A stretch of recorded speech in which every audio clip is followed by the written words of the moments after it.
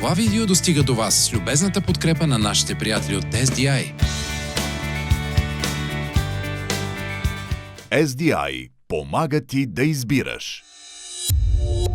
И със специалното съдействие на Prestigio.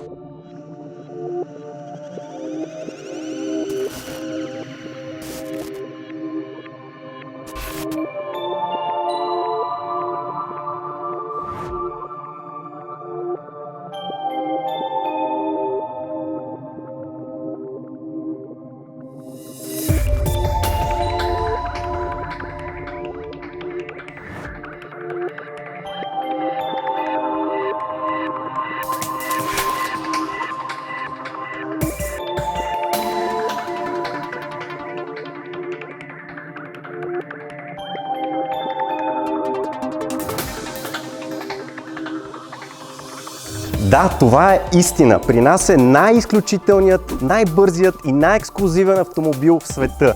Bugatti Chiron. 1500 конски сили, 420 км в час и цена от над 5 милиона лева. Гледайте представянето на могъщия Chiron.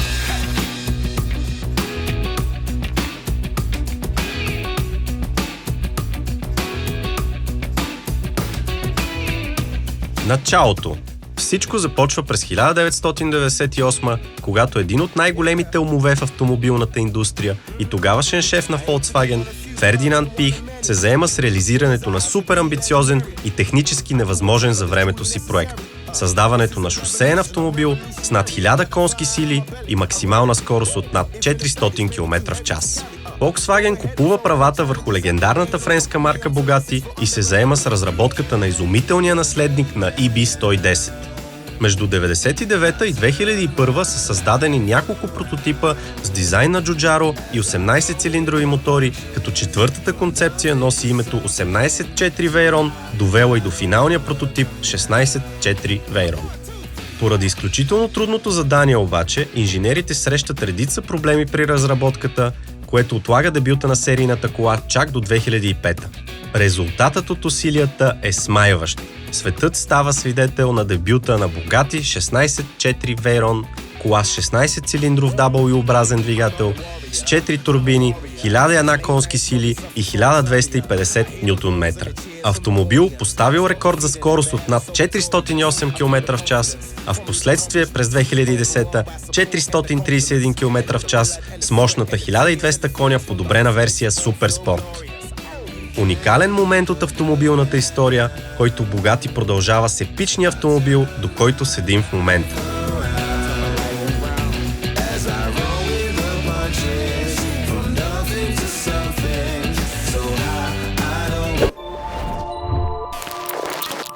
Могъщият Chiron наследява също могъщият Veyron, но колата е изпипана дори в още повече детайли. Дизайнът е вдъхновен от култовото Bugatti Type 57 SC Atlantic от 1934 година, а детайлите са изумителни. За това ще ви представим точно чрез тях. Bugatti са променили дори емблемата. Те я наричат Макрон. В случая е 1/3 по-голяма от тази на Veyron и е изработена от сплав, почти изцяло съставена от сребро. Тежи 155 грама. Виждаме характерния контур, който е като подкола на кон, и новото лице, съставено от 8 очи. LED елементи, които са едни от най-тънките в автомобилния свят в серийно производство. Виждате, тук има два отвора. Те не са случайни. Те насочват въздуха към могъщите спирачки, защото все пак колата трябва да може да спре ефективно от 420 км в час. Червен карбонов лип и могъщите спирачки.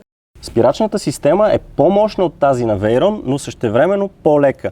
20 мм по-големи дискове, 420 в диаметър, 8 бутални апарати с титаниеви бутала, 6 отзад, като гумите също са интересен аспект при Chiron. Помните, при Veyron те бяха доста сложна система, докато тук са специално разработените за модела Michelin Pilot Sport Cup 2. Отпред са по-широки от тези на Veyron, а отзад са по-тесни. Това е съществена промяна. 20 инча, 21 отзад, 285 мм предни и 355 мм задна гума.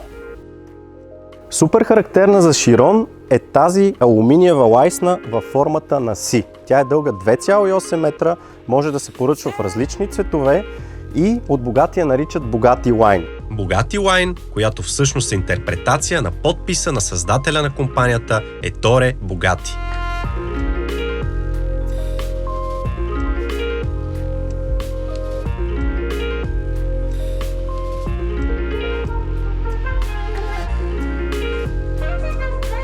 Името на модела обаче идва от това на автомобилния състезател Луи Широн, което Богати ползват още през 99-та за прототипа 18-3 Широн. Историята на родения през 1899 в Монако Луи сама по себе си е доста любопитна. За разлика от много от колегите си, той не израства в богато семейство. През Първата световна война работи като шофьор, а след това като танцор в хотел Дю Пари в Монте Карло, където завързва контакти, довели до сядането му зад волана на Богати в ролята на автомобилен състезател.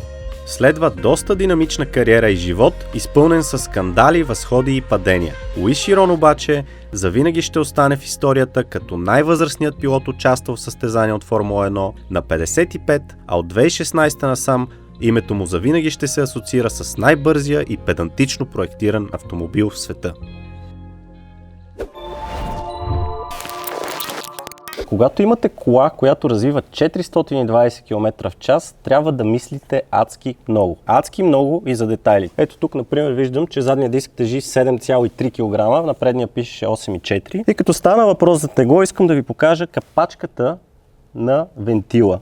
Тя реално тежи около 2,5 грама, но когато колата се движи с 420 км в час, при този радиус и при 3000 G, реално тежестта и става 7 кг. Представете си, 7 кг се опитват да излетят от жантата. Точно заради това инженерите на Богати са вкарали доста мисли и са проектирали всеки детайл до самото съвършенство. Колата е изработена почти изцяло и само от карбон. В монокока са вградени над 320 квадратни метра карбон, което важи и за самата обшивка на колата. Този детайл, например, е цяло парче карбон, най-голямото в серийно производство в момента. Най-големият цял детайл изработен от карбон. Задницата може би е най-впечатляващата секция на Широн.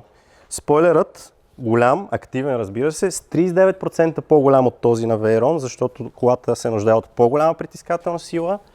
Стопът е супер впечатляващ, както повечето детайли по колата, и той е изработен до самото съвършенство. Фрезован от цяло парче алуминий с 82 червени светодиода, а под него виждаме накрайниците на титаниевата изпускателна система. Титаниева изпускателна система, която е средно 6 пъти по-голяма от тази на нормален автомобил. Все пак имате огромен двигател, като видимо имате два накрайника или два двойни накрайника. Това, което обаче не е толкова видимо, е, че всъщност има още два ауспуха, разположени в карбоновия сплитър на колата, отляво и отдясно.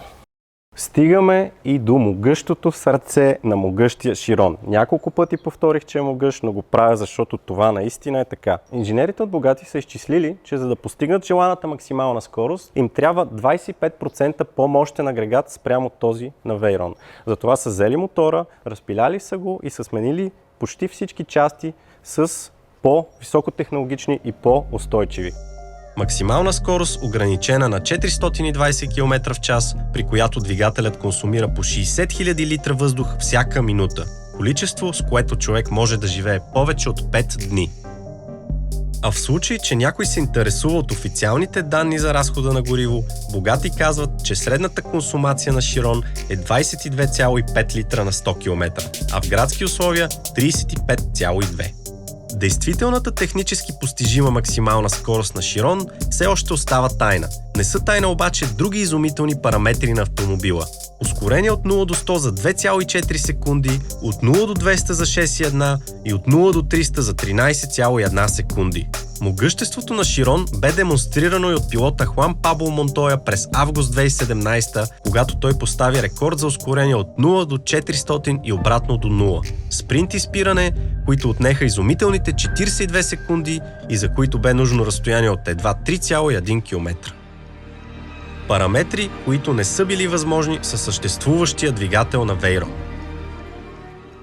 Турбините са по-големи, 69% по-големи, 4 на брой, които пълнят този 8 литров W16 мотор. И понеже са по-големи, за да няма турбодупка, на инженерите им е дошла идеята да ги свържат 2 по 2. До 3800 оборота работят две от тях, а над 3800 се включват и другите две, за да стане истински клад турбомотор. Цифрите са потресаващи. 1500 конски сили при 6700 оборота в минута, 1600 Нм между 2000 и 6000 оборота в минута. И както може да се сетите, такива параметри и такава мощност се нуждаят от доста сериозно охлаждане. Доста сериозно охлаждане, което е ревизирано тотално. Водната помпа може да изпомпа 800 литра в минута, охладителната течност е над 37 литра, и заради това вашата кола има един радиатор, а тази има 10. Има 10, защото двигателят може и да генерира 1500 конски сили, но всъщност той генерира 3000, като половината от тях се разсейват в топлина. Какво имаме под предния капак? От Bugatti казват, че са увеличили багажния обем. В случая виждате, той е доста скромен, 45 литра, достатъчен реално за едно куфърче. Имате капачка за течността за чистачки. Тук за спирачките 12 волтов извод, алкантарена облицовка и табелка Bugatti Automobiles SAS Molsheim France One of 500, защото е една от 500, Built for Ваньо Алексиев. Искам да обърнете внимание на чистачките. Погледнете какви масивни рамена. Все пак, окей, няма да карате с 400 дъжда, но сигурно при 250-300 трябва да могат да се движат стабилно и да не отлетят. А тази кора, която обикновено е пластмасова, всъщност е метална.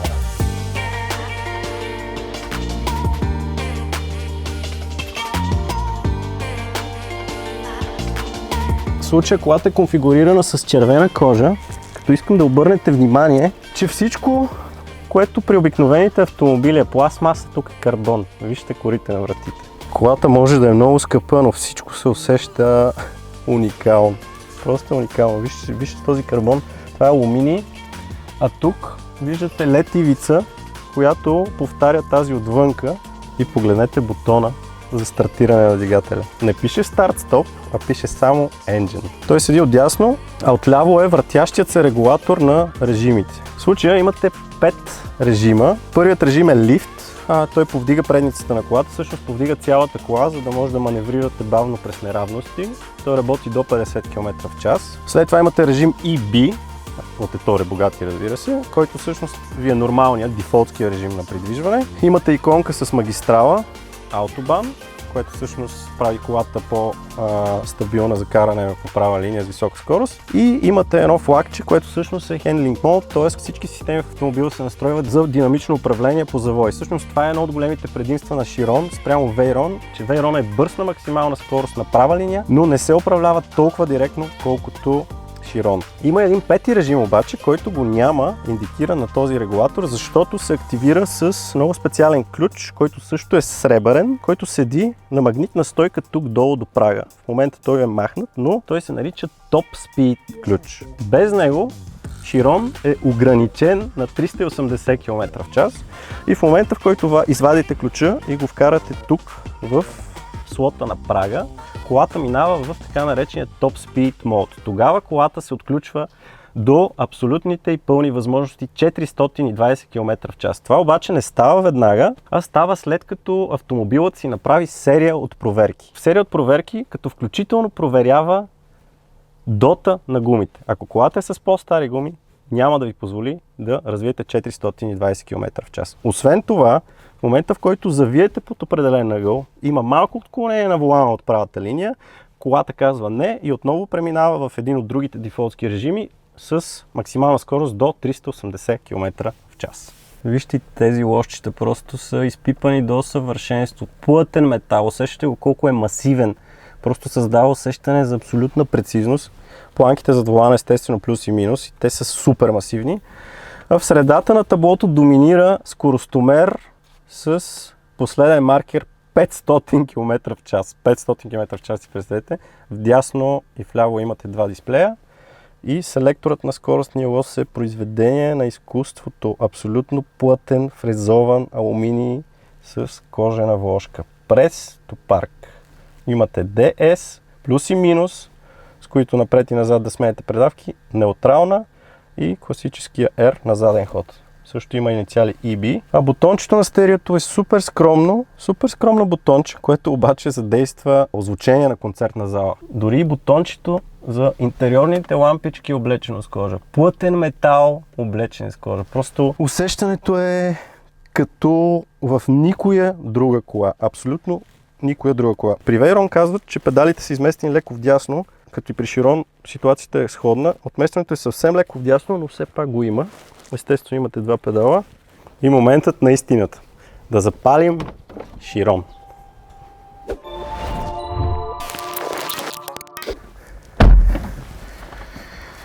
Ключът също искам да го видите. Масивно сребро, също както емблемата. Keyless, разбира се. И бутонът Engine. Натискате спирачката.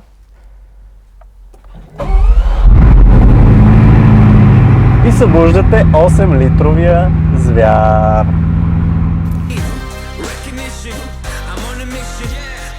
Осемлитров звяр, който е последният по рода си и който ще остане в историята. Това е допълнителен фактор, придаващ още по-голяма емоционална стойност на срещата ни с богати Chiron. Среща не само с могъщия наследник на Veyron, машина, която пренаписа определението за хиперавтомобил, но и кола, която ще остане в историята като последната с 8-литров Quad Turbo W16 двигател, заедно с дериватите си Chiron Sport и Divo. Рано или късно, нормите за вредни емисии водят до радикални стъпки, казва шефът на богати Штефан Винкелман.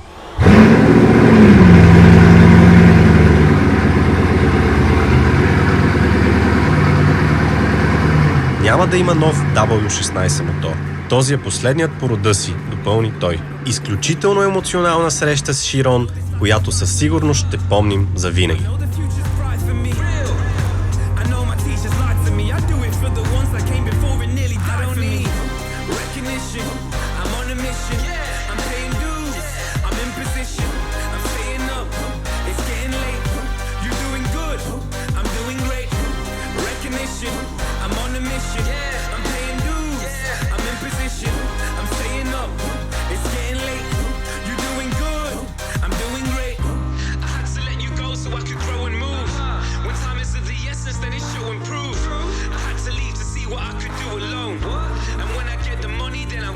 Единствено ние от Dizzy Riders имахме уникалната възможност да се докоснем до този ексклузивен автомобил.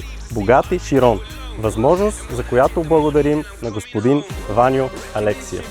Не забравяйте да се абонирате за каналът ни в YouTube, да кликвате на иконката с камбанка, за да получавате известия всеки път, когато качваме хубаво видео като това, както и да ни последвате в Instagram и да влизате в сайта ни DizzyRiders.bg.